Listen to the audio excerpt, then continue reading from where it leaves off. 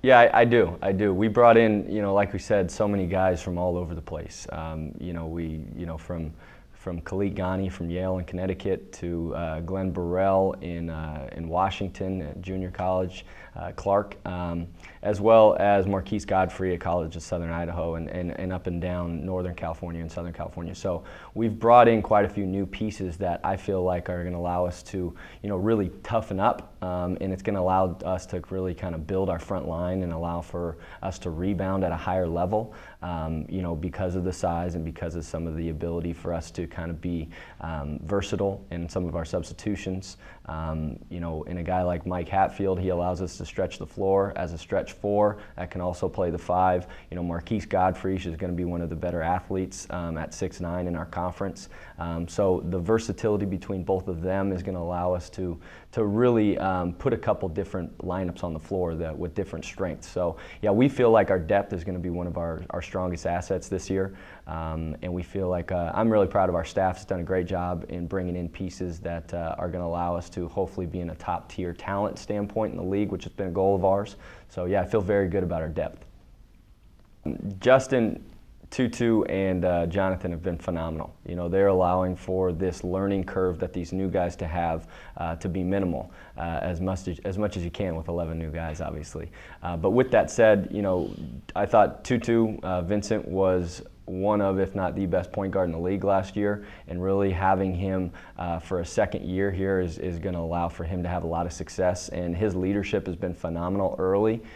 He's not afraid to talk to guys and to get in them and making sure that they enforce the things that the coaches are asking, and we really appreciate that of Tutu. Justin has just been a stud for 4 years now. He's been one of the better bigs last year, and we're excited about the year that he's going to have. But having both those guys on the floor really allows us to transition the new guys into a more vital role, and meaning that they're going to free up shots for some of these new guys to make it a little easier for them, to where they don't have to create as much, because those two are going to be able to do so much for us. And then with Jonathan Nichols, Jonathan's been with us now for 4 years as well, as a redshirt his first year, to where he knows what the coaches are expecting. His leadership, as well as Justin and Vincent, has been phenomenal, and he's really primed for a breakout year. So we're excited about him and the impact he's going to have. And going back to your initial question of getting the new guys acclimated, they've done a great job with that. So we're excited about the new guys finding their role within our program. Sure, we wanted to add size to where we have 5 guys over 6'8" at this year. So it's going to allow us the ability to rebound at a higher level and be able to put a couple different lineups on the floor with different strengths, which is not something we had the luxury of doing last year because of injuries and some of the different things that we went through. But with that said, though, I feel very good about the size that we've brought in.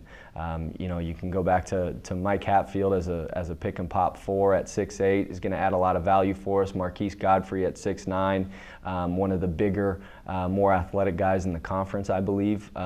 Those guys are going to allow us to complement Justin Sadler and be pieces that are going to help impact the game in different ways. So we feel very good about the recruiting class that's been brought in, and the size especially. Mm-hmm. Yeah, we like to play transition basketball. We like to get up and down. As a coaching staff, we want our players to play with freedom and confidence.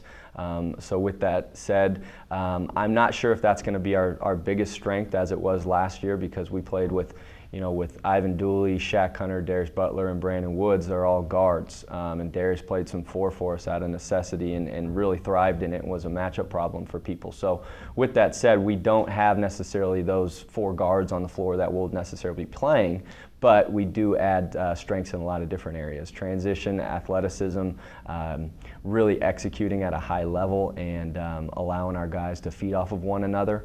Those are all things that I think we'll be good at this year. And the toughness factor, defensively, because of the size, it's going to allow us to really get stops when needed.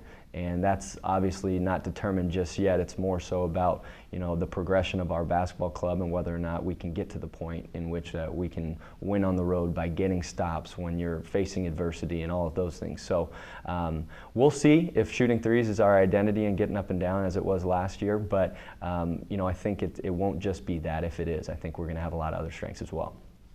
The first month.